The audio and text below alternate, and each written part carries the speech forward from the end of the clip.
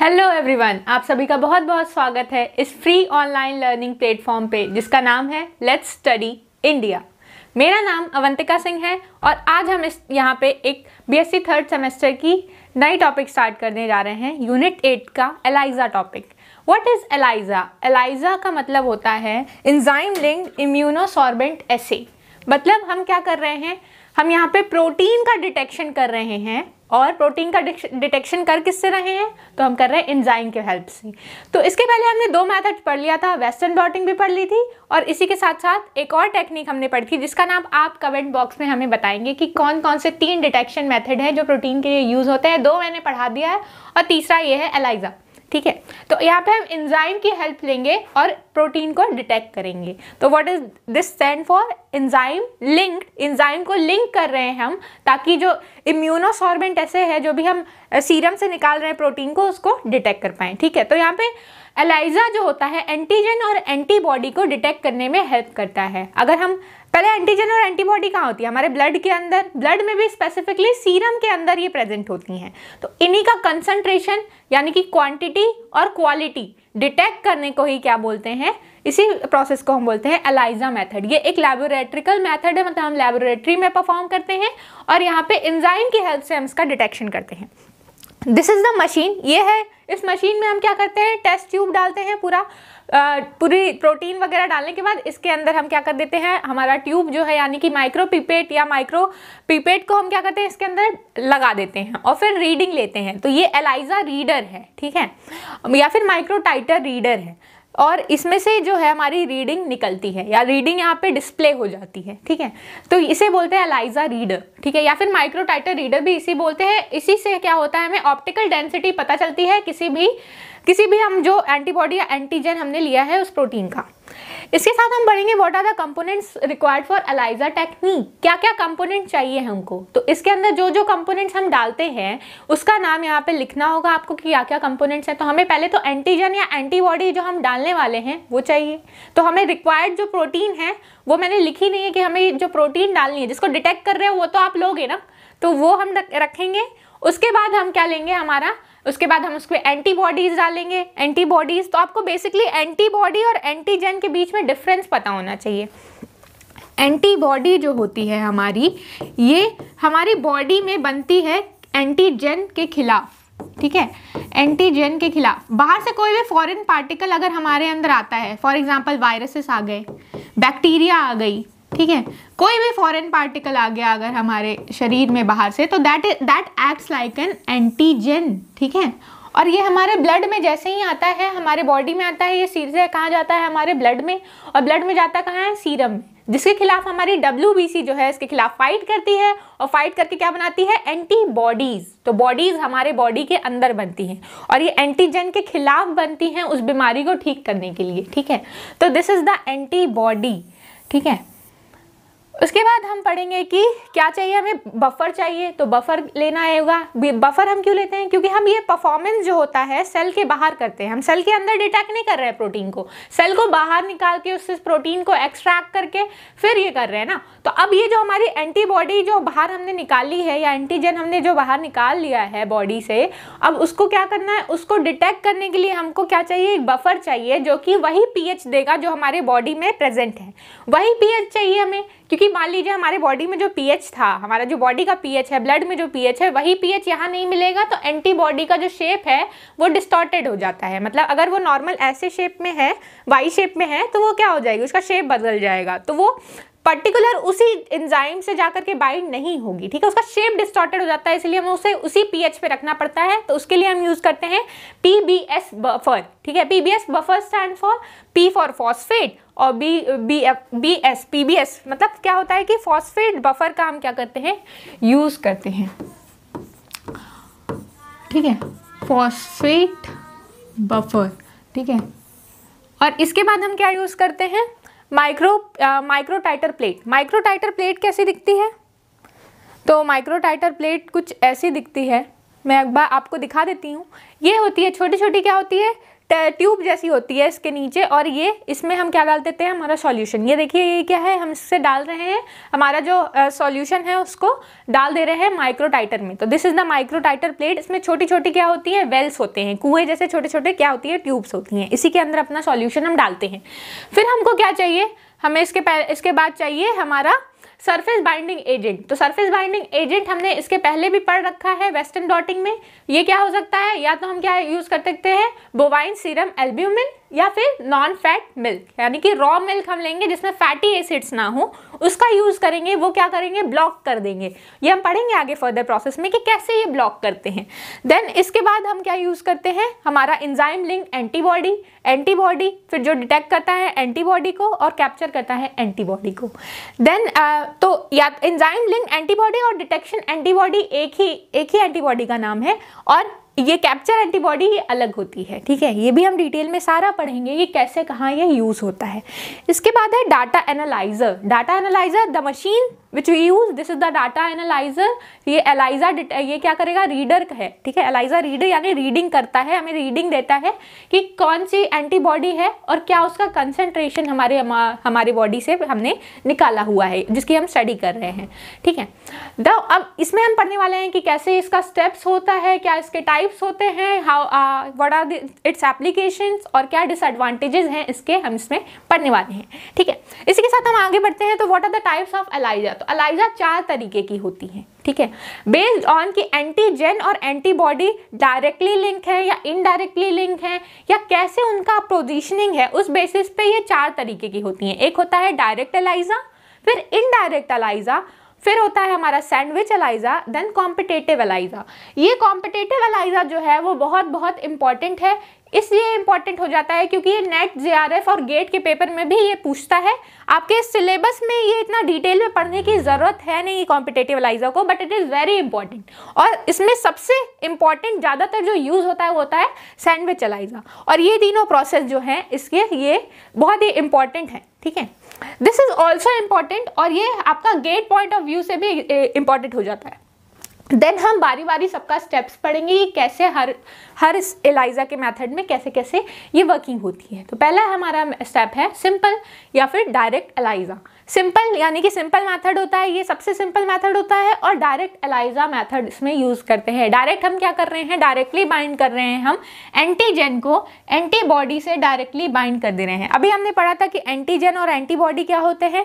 Antibody हमारे body के अंदर बनती है, और एंटीजन जो है हमारा वायरस या बैक्टीरिया जो भी फॉरेन पार्टिकल है वो जैसे कि अभी कोरोना था तो कोरोना वायरस जो था वो क्या था, एंटीजन, और हमारी बॉडी इनके खिलाफ क्या बना रही थी, एंटीबॉडी।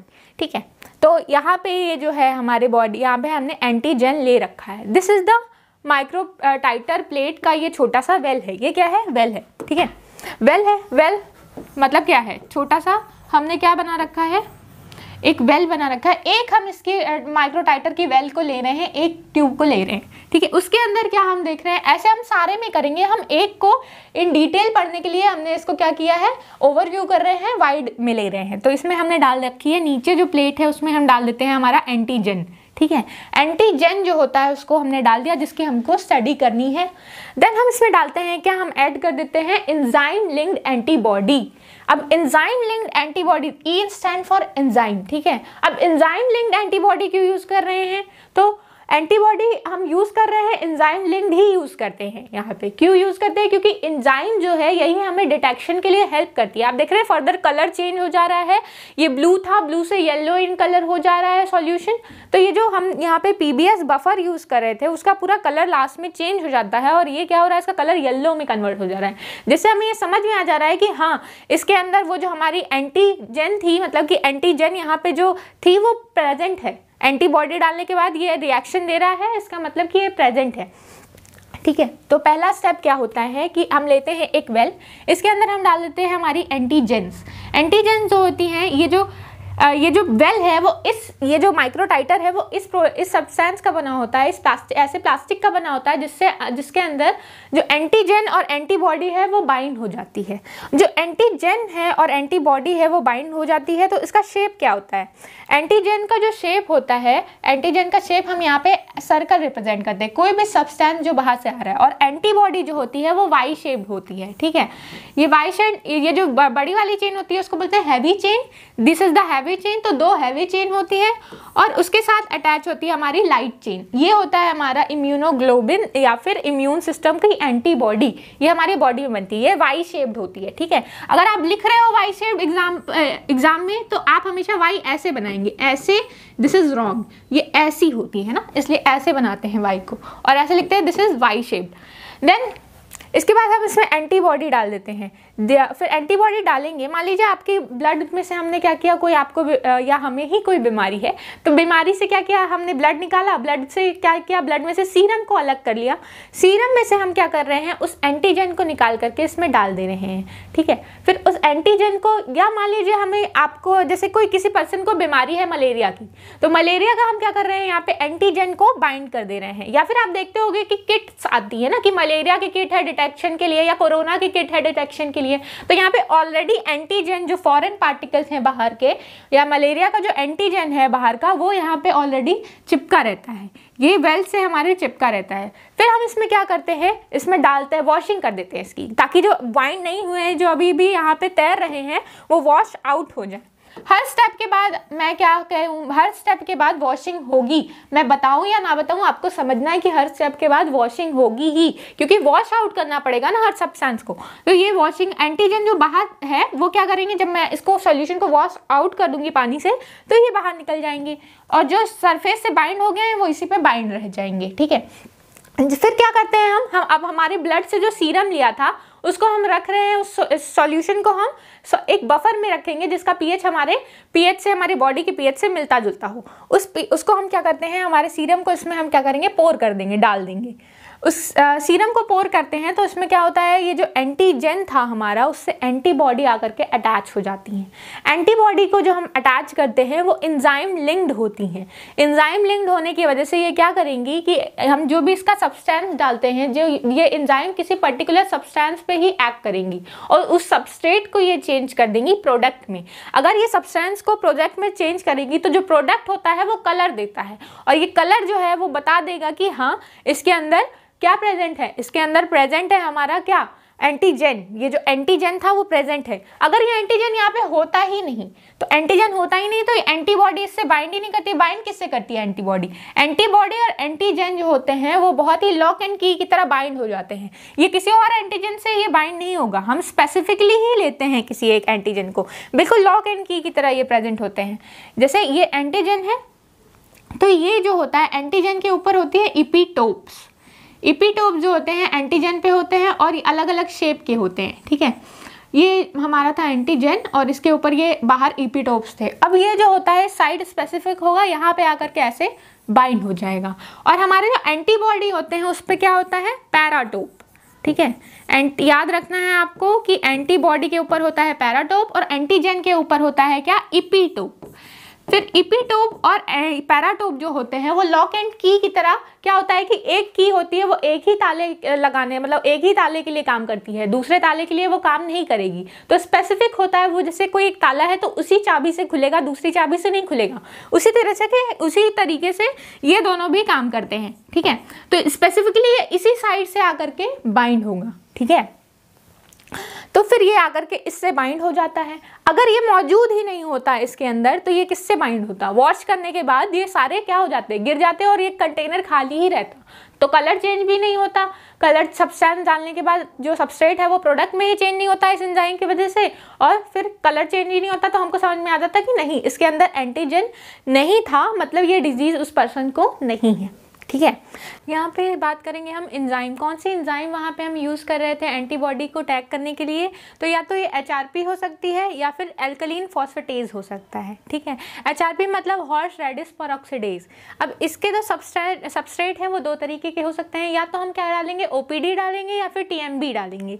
अगर हम OPD डालते हैं तो ये जो हमारा सबस्ट्रेट है वो किस में कन्वर्ट हो जाएगा, प्रोडक्ट में, और वो प्रोडक्ट किस कलर का होगा, एम्बर कलर का। और अगर हम TMB डालते हैं तो ये सबस्ट्रेट जो होता है वो प्रोडक्ट में कन्वर्ट होता है, तो जो प्रोडक्ट का कलर आता है वो ब्लू इन कलर होता है, यानी कि वो पूरा ब्लू कलर का हो जाएगा। तो हमें पता चल जाएगा कि यहाँ पे एंटीजन प्रेजेंट है या एंटीबॉडी प्रेजेंट है। अगर प्रेजेंट नहीं होगी तो कोई कलर चेंज नहीं होगा, एज इट इज रहेगा, ट्रांसपेरेंट रहेगा मीडिया, हमको समझ में ही नहीं आएगा कि कोई एंटीबॉडी, मतलब हमें ये समझ में आ जाएगा कि कोई एंटीबॉडी है, एंटीजन वहाँ पे प्रेजेंट नहीं है। अगर हम alkaline phosphatase tagged enzyme use कर रहे हैं, एंटीबॉडी पे एंजाइम कौन सी है, एल्कलीन फॉस्फेटेज, तो हम क्या करते हैं, या तो ABTS का सबस्ट्रेट डालते हैं या तो PNPP सबस्ट्रेट डालते हैं। अगर हम ABTS सबस्ट्रेट डाल रहे हैं तो हमारा प्रोडक्ट किस कलर का हो जाता है, ग्रीन इन कलर। अगर हम PNPP डाल रहे हैं तो इस सबस्ट्रेट के डालने पे जो प्रोडक्ट बनता है वो किस कलर का होता है, येलो कलर का। अगर कलर चेंज हो रहा है इसका मतलब वहाँ पे एंटीजन या एंटीबॉडी प्रेजेंट है। अगर कलर चेंज नहीं हो रहा है इसका मतलब वहाँ पे कोई भी एंटीजन या एंटीबॉडी नहीं प्रेजेंट है, यानी कि जो पर्सन है उसके अंदर कोई डिजीज नहीं है। इसके बाद जो सेकंड मेथड आता है हमारा इनडायरेक्ट एलाइजा का। इनडायरेक्ट एलाइजा, उसको डायरेक्ट एलाइजा कह रहे थे क्योंकि एंटीजन और एंटीबॉडी डायरेक्टली क्या थी, बाइंडेड थी, अटैच थी। यहाँ पे एंटीजन और एंटीबॉडी इनडायरेक्टली बाइंडेड है। जैसे ये क्या है, एंटीजन है और ये हमारी क्या है, एंटीबॉडी है। एंटीजन और एंटीबॉडी इनडायरेक्टली लिंक होंगी। अब आप देख तो रहे हो कि डायरेक्टली लिंक्ड है, बट मैं कह रही हूँ इनडायरेक्टली लिंक्ड है, क्योंकि हम यहाँ पे जो इनडायरेक्ट की बात कर रहे हैं वो एंजाइम जो अटैच एंटीबॉडी है उनकी बात कर रहे हैं। तो एंजाइम अटैच एंटीबॉडी और जो हमारा एंटीजन है वो इनडायरेक्टली लिंक्ड है। ये जो सेकेंड बीच में जो हमारी एंटीबॉडी है इसको बोलते हैं प्राइमरी एंटीबॉडी, और इसको बोलते हैं डिटेक्टर एंटीबॉडी, या फिर इसी को बोलते हैं सेकेंडरी एंटीबॉडी, या फिर इसी को बोलते हैं एंजाइम लिंक्ड एंटीबॉडी।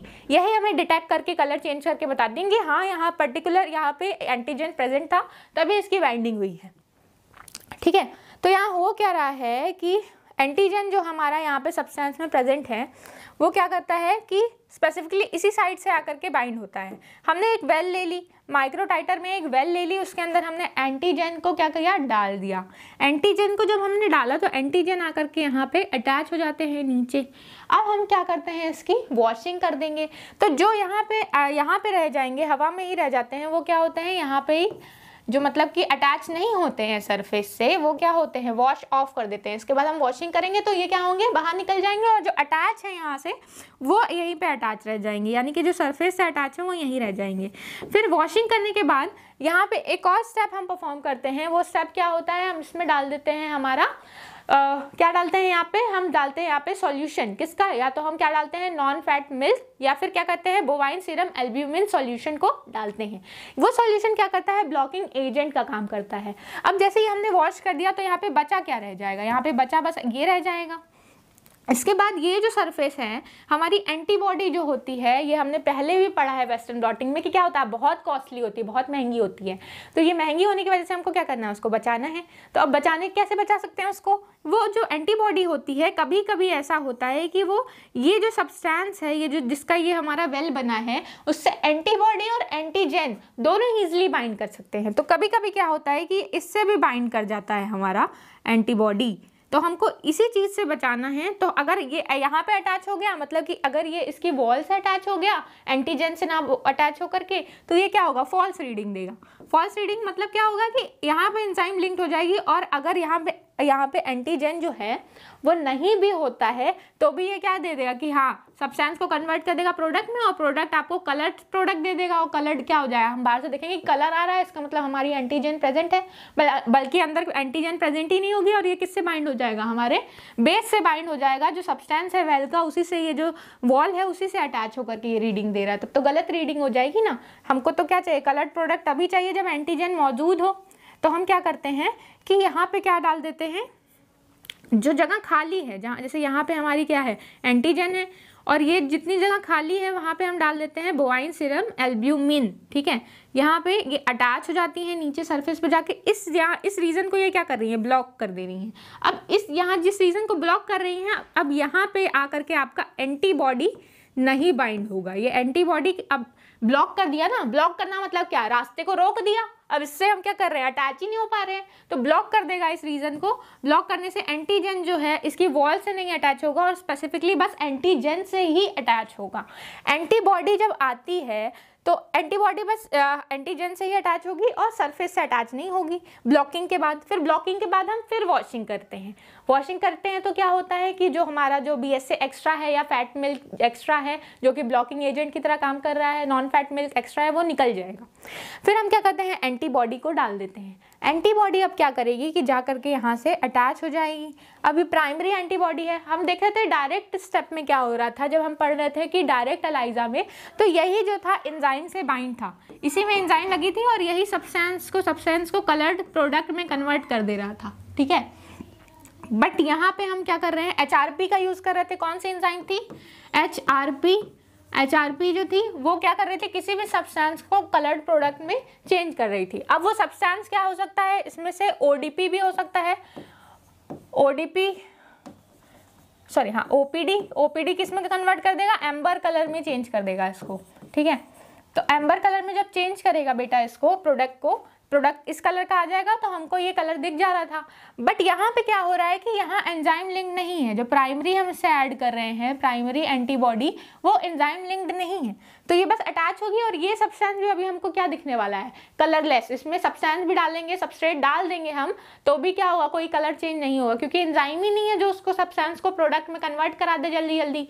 तो यहाँ पे हम क्या करते हैं, सेकेंडरी एंटीबॉडी का डालते हैं। सेकेंडरी वो एंटीबॉडी में क्या होता है, एंजाइम लगी होती है, और ये एंजाइम अब क्या करती है, सब्सटेंस को कन्वर्ट कर देती है, सबस्ट्रेट को कन्वर्ट कर देती है प्रोडक्ट में, और ये जो प्रोडक्ट है हमारा ये कलर्ड होता है, जिसकी वजह से कलर चेंज होने से हम इसको ईजिली आइडेंटिफाई कर लेते हैं। जैसे अभी तक क्या थी, कोई कलर नहीं होता, ट्रांसपेरेंट दिखती है। यहाँ तो मैं आपको समझाने के लिए दिखा रही हूँ, कलरफुल नहीं दिखाऊंगी तो दिखेगा कैसे। तो ये बिल्कुल ट्रांसपेरेंट होता है, बिल्कुल माइक्रोपिपेट जो होता है या जो वेल्स होती है, बिल्कुल क्या होता है, प्लेट एकदम ट्रांसपेरेंट दिखती है। बट जैसे ही हम इसके अंदर सब्सटेंस डालते हैं, सबस्ट्रेट डालते हैं कोई भी, जैसे यहाँ पे हम क्या डाल रहे थे, OPD, तो वो कन्वर्ट हो जाता है एम्बर कलर में। तो ऐसे ही जैसे ही कलर आता है हम समझ जाते हैं कि हाँ एंटीजन था और एंटीबॉडी थी, मतलब कि ये बीमारी उस पर्सन को है, क्योंकि उसके अंदर इसकी जो एंटीबॉडी है प्रेजेंट है, ठीक है। हमारे बॉडी में जैसे मान लीजिए मुझे मलेरिया होता है, तो मलेरिया की क्या करती है मेरी बॉडी, क्या करेगी, तुरंत उससे फाइट करने के लिए उसके लिए एंटीबॉडी बनाएगी। हो सकता है कि वो जो एंटीबॉडी मेरी बॉडी बना रही है उसके खिलाफ वो उतनी पर्याप्त ना हो कि उससे लड़ सके, तो अब पर एंटीबॉडी तो बनेगी ना। हमारे क्या कर रही है बॉडी, फाइट करने की तो कोशिश कर रही है ना, उसने अपने सैनिक तो भेजे हैं, तो वो एंटीबॉडी क्या करेगी, फाइट करेगी। एंटीबॉडी जब फाइट करती है तो क्या होता है, हम उसको, अब मेरे को ब्लड को आप जब निकालोगे, जैसे क्या करते हैं ब्लड टेस्ट के लिए भेजते हैं ना मलेरिया में, तो अब मेरे ब्लड में से क्या करेंगे, पर्टिकुलरली वो सीरम को निकाल लेंगे और सीरम में से वो उस प्रोटीन को निकालते हैं और प्रोटीन को क्या करते हैं इसी टेस्ट में एंटीजन, ये क्या करेंगे, एक वो ले लेंगे वेल जिसमें एंटीजन वो बाइंड कर देंगे, क्योंकि वो मलेरिया का टेस्ट कर रहे हैं तो यहाँ मलेरिया के एंटीजन डालेंगे, यानी कि मलेरिया डाल देंगे। तो मलेरिया के एंटीजन डाल देंगे, वो पैरासाइट डाल देंगे, जैसे कि कोई भी है वाइवैक्स डाल दिया उन्होंने, प्लाज्मोडियम। देन उसके बाद हम क्या करेंगे, मेरा जो खून रहेगा उसको इसमें डाल देंगे, पोर कर देंगे आफ्टर वॉशिंग। और ये अगर मेरी एंटीबॉडी उसमें होगी, मेरी बॉडी में एंटीबॉडी बनी होगी मलेरिया के खिलाफ, यानी कि मुझे क्या था, मलेरिया है। अगर मेरी बॉडी एंटीबॉडी नहीं बनाई होगी मतलब मुझे मलेरिया नहीं है। तो इसका मतलब क्या है कि मुझे मलेरिया हुआ तो एंटीबॉडी बनी होगी। एंटीबॉडी अगर बनी होगी तो वो जाकर के इस एंटीजन से अटैच हो जाएगी, और जैसे ही वो इस एंटीजन से अटैच होगी ये क्या होगा, इसके बाद हम इसमें सेकेंडरी एंटीबॉडी डालेंगे जो कि एंजाइम लिंक्ड होगी। वो ये जो सेकेंडरी एंटीबॉडी है वो प्राइमरी एंटीबॉडी से ही आके बाइंड होती है। प्राइमरी एंटीबॉडी पे देख रहे हैं आप, यहाँ पे साइट स्पेसिफिकली बाइंड कर गई है, यहाँ पे एक बाइंड हो सकता है, एक हो सकता है यहाँ बाइंड कर जाए, इसमें भी एंजाइम हो। फिर आप प्रोडक्ट डालेंगे तो सब्सटेंस को कन्वर्ट कर देगा प्रोडक्ट में। तो जैसे ही ये कलर्ड सब्सटेंस देगा आप समझ जाएंगे कि कलर है, मतलब कि मैं मलेरिया से पीड़ित हूँ, यानी कि मेरे ब्लड में एंटीबॉडी थी मलेरिया के खिलाफ, यानी कि मेरे बॉडी में मलेरिया था। तो इससे कंफर्म हो जाता है। अगर नहीं होता मेरे बॉडी में, यानी कि मेरा जो हमने जो ब्लड रखा था, मेरे सीरम को निकाला था, अगर मुझे मलेरिया नहीं होता, कोई और बीमारी होती, मान लीजिए डेंगू होता, तो मलेरिया क्या हो रहा है कि मलेरिया की एंटीबॉडी यहाँ पे मेरे ब्लड में होती ही नहीं। तो ये हम इसमें डालते हैं तो इस एंटीजन जो प्लाज्मोडियम वाइवैक्स एंटीजन है उससे ये एंटीबॉडी बाइंड ही नहीं करती, तो उससे सेकेंडरी एंटीबॉडी नहीं बाइंड करती, और सेकेंडरी एंटीबॉडी नहीं बाइंड करती तो वॉशिंग के बाद ये सब क्या होता, खाली हो जाता है ये पिपेट, और क्या होता, कि इससे सब्सटेंस डालते तो जब यही नहीं है अटैच तो ये प्रोडक्ट में कैसे चेंज करेगा।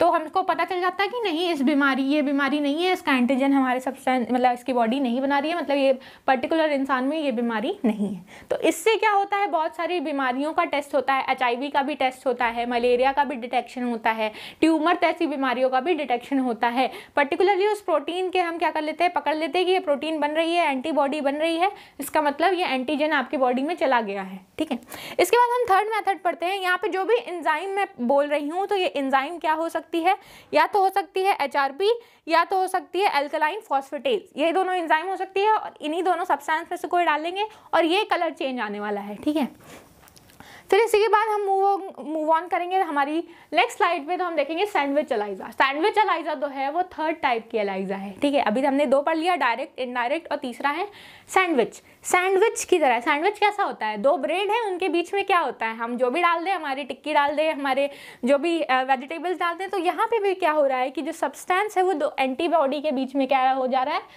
क्या बन जा रहा है, सैंडविच बन जा रहा है। तो इसीलिए इसको बोलते हैं सैंडविच एलाइजा। यहाँ पे हम क्या कर रहे हैं, अभी तक हम फर्स्ट और सेकंड यानी कि डायरेक्ट और इनडायरेक्ट एलाइजा में देख रहे थे कि हम क्या कर रहे थे, एंटीजन डाल दे रहे थे और एंटीबॉडी को उस पर अटैच करा दे रहे थे। तो यहाँ फर्स्ट स्टेप में क्या हो रहा है कि हम पहले क्या डाल देंगे, एंटीबॉडी ही डाल देंगे। और हमको ये पता होना चाहिए, फॉर एग्जांपल अगर मैं क्या कर रही हूँ, HIV के लिए हम क्या करना चाह रहे हैं कि पर्टिकुलर इंसान को HIV की बीमारी है या नहीं है। तो अगर मैं HIV या कोरोना ले लीजिए, ठीक है, कोरोना या HIV कुछ भी ले लेते हैं, तो यहाँ पे हम क्या करेंगे, एंटीबॉडी ऐसी डालेंगे जो कोरोना में बनती है। जैसे मान लीजिए कि किसी पर्सन को कोरोना की बीमारी हो गई है या कोरोना वायरस आ गया है, तो हम पर्टिकुलरली हमारी बॉडी उसके खिलाफ जो भी एंटीबॉडी बनाती है उसको हम यहाँ पे ऑलरेडी अटैच करा देंगे, क्योंकि हम जानते हैं कि वेल जो होता है इस ऐसे सब्सटेंस का बना होता है जिसमें कोई भी एंटीजन और एंटीबॉडी आके बाइंड कर जाती हैं। ये बाइंड कर गई, फिर हम क्या करते हैं, वॉशिंग, ताकि जो यहाँ पे अटैच नहीं है एंटीबॉडी वो वॉश ऑफ हो जाए। ठीक है, यहाँ पे जो रहेंगी वो पानी से, फिर जब इसको पोर करेंगे, गिराएंगे, तो ये जो अटैच नहीं है सरफेस से, चिपकी नहीं है, वो गिर जाएंगी, ये निकल जाएंगी। अब जो सरफेस पे है वही रह जाएंगी। फिर हम क्या कराते हैं नेक्स्ट स्टेप में हम क्या कराते हैं कि हम इसमें डालेंगे हमारा BSA सॉल्यूशन, बोवाइन एल्ब्यूमिन। ठीक है, बोवाइन सीरम एल्ब्यूमिन या फिर नॉन फैट मिल्क, उसको डालेंगे तो क्या करता है, एज अ ब्लॉकिंग एजेंट काम करता है। ये ब्लॉक कर देगा इस एरिया को, यहाँ पे अब कोई एंटीबॉडी नहीं आएगी, अटैच होगी। यानी कि जब हम एंटीजन डालेंगे तो ये एंटीजन यानी कि अब हम क्या डालने वाले हैं, कोरोना वायरस डालने वाले हैं या HIV वायरस इसके अंदर डालने वाले हैं, तो वो आएगा, वो यहाँ से अटैच नहीं होगा क्योंकि इसकी प्रॉपर्टी है कि ये चिपका लेता है अपने अंदर। तो हमने क्या कर दिया, इसको ब्लॉक कर दिया कि भाई अब तुम यहाँ तो अटैच नहीं हो सकते, तो ये हमने क्या कर दिया, ब्लॉक कर दिया। ब्लॉक करके फिर वॉशिंग कर ली, ताकि जो अगर BSA सॉल्यूशन यहाँ पे कहीं रह गया है, यहाँ कहीं तैर रहा है, तो वॉश ऑफ करके वो भी निकल जाए और जो अटैच हो गया है सरफेस से वो अटैच रह जाए। अब ये हम क्या करेंगे, इसमें डाल देंगे हमारा एंटीजन यानी कि वायरस। अब वायरस जो है इस एंटीबॉडी से आकर के चिपक जाएगा, भाई आकर के क्या हुआ, अटैच हो गया इसके माउथ पे। ठीक है, साइट स्पेसिफिक बाइंड किया, एपिटोप पैराटोप बाइंड हो गए, तो इसका एपिटोप और हमारे एंटीबॉडी का पैराटोप बाइंड हो गया।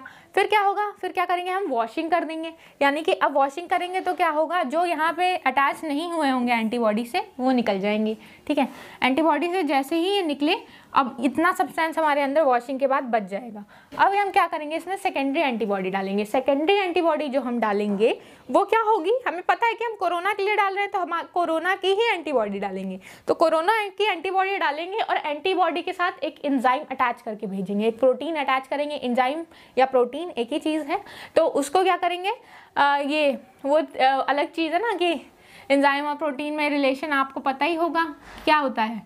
Every enzyme is a protein but every protein is not a enzyme. तो यहाँ पे ये क्या करेगी, सब्सटेंस को कन्वर्ट कर देगी प्रोडक्ट में।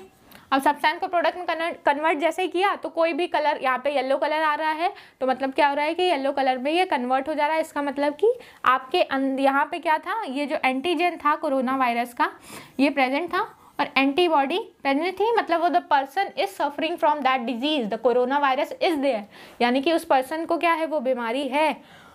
और यहाँ पे अगर नहीं होता, ये कलर चेंज नहीं होता, यानी कि उस पर्सन को वो बीमारी नहीं है। ठीक है, क्योंकि वो यहाँ पे अटैचमेंट ही नहीं होती अगर नहीं होता तो। ठीक है, ये जो लास्ट में हम डाल रहे हैं, ये हमारी बॉडी से डाल रहे हैं, ये जो है वो बाइंड ही नहीं होता। ठीक है, ठीक है। अब अगला स्टेप है हमारा last and the final and the most important, the competitive ELISA. ये बहुत ही इंपॉर्टेंट हो जाता है कॉम्पिटेटिव एलाइजा, क्योंकि ये मोस्टली यूज मेथड है। सैंडविच एलाइजा और कॉम्पिटेटिव एलाइजा जो है ज़्यादातर यूज़ होते हैं लैबोरेटरी में, और ये जो होते हैं कॉस्टली भी होती है पूरी एलाइजा टेक्निक, क्योंकि एंटीबॉडी जो है होती है वो हम किसी ना किसी जानवर के अंदर प्रिपेयर करते हैं या ठीक है, और एंटीजन को भी हम निकालते हैं, तो मुश्किल से ये सब निकालना होता है, तो ये पूरी कॉस्टली प्रोसेस है और टाइम टेकिंग भी है। ठीक है, तो यहाँ पे हम क्या कर रहे हैं कि कॉम्पिटेटिव एलाइजा करा रहे हैं। यहाँ पे क्या होता है कि हम पहले, अब देखिए कॉम्पिटेटिव एलाइजा और सैंडविच एलाइजा में पहले हम एंटीबॉडी की बाइंडिंग करा रहे थे। डायरेक्ट एलाइजा और इनडायरेक्ट एलाइजा में पहले हम एंटीजन की बाइंडिंग कराते हैं। एंटीबॉडी जो होती है वो अच्छी होती है, हमारी बॉडी में बनती है। ठीक है, याद रखिएगा, बॉडी में बन रही है तो अच्छी वाली है, एंटीबॉडी है। तो ये हमने क्या किया, बाइंड करा दिया। स्पेसिफिकली जिस डिजीज़ का हमको क्या करना है, रीडिंग करनी है, उसी डिजीज़ की हमने एंटीबॉडी ले ली, एंटीबॉडी को कोट कर दिया। दिस इज़ द वेल, ये हम वेल के अंदर ले रहे हैं। ठीक है, जो माइक्रोटाइटर प्लेट की एक वेल है उसी को हम क्या कर रहे हैं, ले रहे हैं, और इसमें क्या कर रहे हैं, नीचे की वॉल से हमने क्या कर दिया, अटैच कर दिया। फिर वॉशिंग कर ली।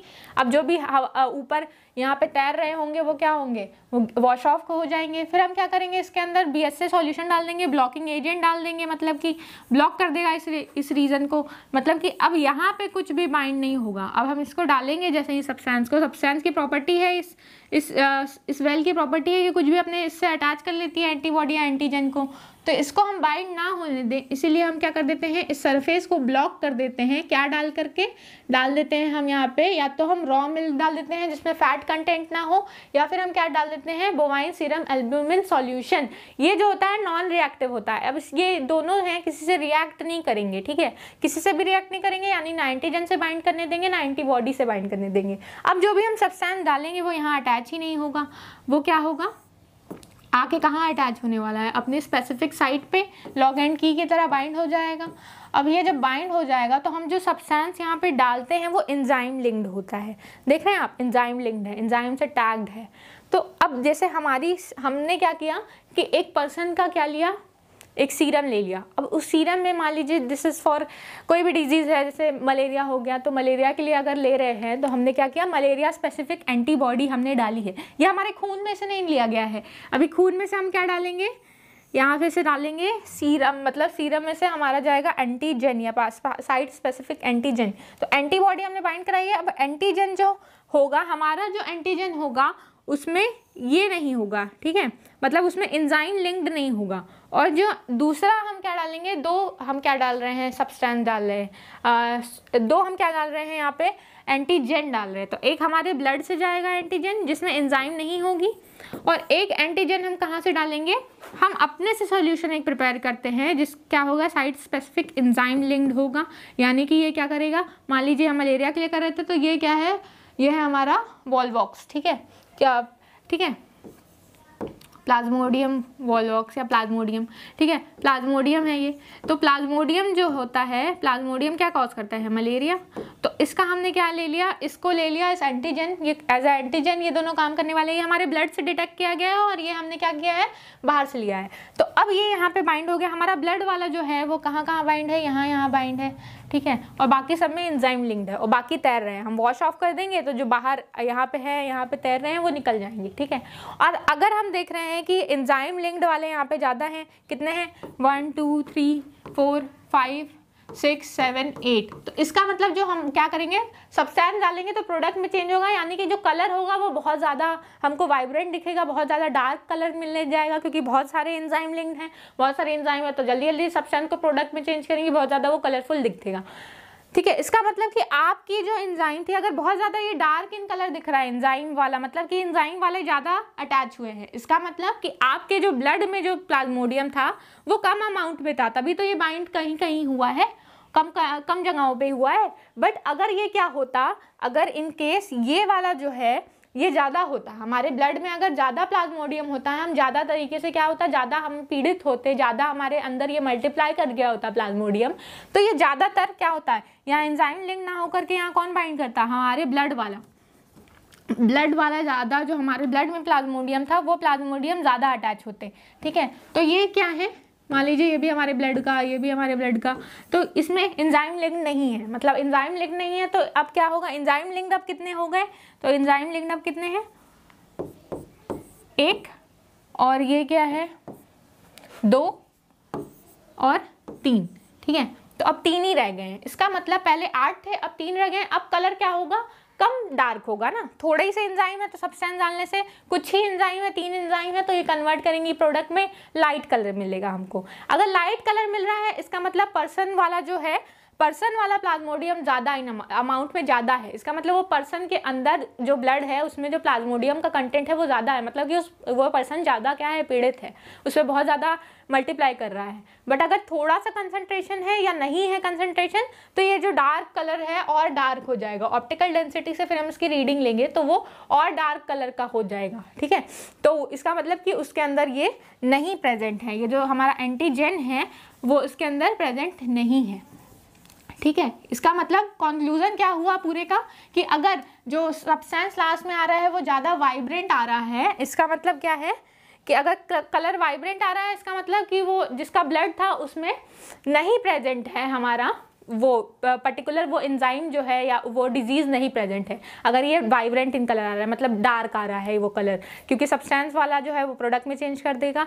और अगर ये कलर नहीं, अगर ये कलर लाइट आ रहा है, एंजाइम से प्रोडक्ट कम चेंज हो रहा है, इसका मतलब कि वो प्लाज्मोडियम जो था वो ज़्यादातर में बाइंड हो गया है और प्लाज्मोडियम में एंजाइम अटैच नहीं थी, इसका मतलब ये कलर प्रोडक्ट नहीं देगा, इसका मतलब वो पर्सन डिजीज़ से पीड़ित है। अब ये एलाइजा जो है इसी की तरह एक रिया टेक्निक भी होती है, उसमें रेडियो एक्टिव सब्सटेंस आकर के बाइंड होते हैं ना, that is a different method, क्योंकि वहाँ रेडियो लेबल्ड होते हैं या एंजाइम लेबल्ड है, ठीक है। तो वो होता है RIA रेडियो एक्टिव इम्यूनोसॉर्बेंट एसे, ठीक है, तो वो अलग टेक्निक है। फिर हम इसकी करते हैं, इन चारों की डाटा एनालिसिस कैसे करते हैं।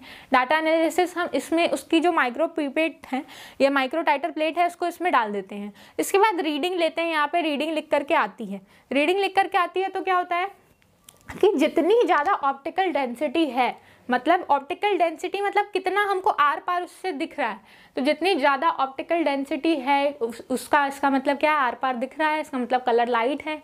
और अगर डार्क होगा, जैसे एंटीजन और एंटीबॉडी का कंसंट्रेशन ज़्यादा होगा, मान लीजिए एक ग्लास है पानी की बोतल है, उसके अंदर जैसे ये पानी की बोतल है, ठीक है, उसके अंदर आप क्या डाल दे रहे हो, अगर मिट्टी डाल दे रहे हो, खूब सारी मिट्टी डाल दे रहे हो, तो लाइट इसके थ्रू पास नहीं होगी, ठीक है, इसके आर पार आपको नहीं दिखने वाला है कि क्या हो रहा है ऐसे, ठीक है। लेकिन अगर जितना ये क्लियर होगा उतना क्या होगा, आर पार दिखेगा, लाइट पास होगी इसके, ठीक है, इसका मतलब ऑप्टिकल डेंसिटी इसकी बढ़ जाएगी। तो एंड उसी तरीके से एंटीजन और एंटीबॉडी इसके अंदर कुछ डाल दोगे, एंटीजन और एंटीबॉडी का कंसंट्रेशन ज़्यादा होगा तो आर पार कम दिखेगा, बट कि इसके अंदर एंटीजन और एंटीबॉडी का कंसंट्रेशन कम होगा तो क्या होगा, आर पार ज़्यादा दिखेगा। जैसे धूल कम होगी तो आर पार ज़्यादा दिखेगा, वैसी बात हो गई।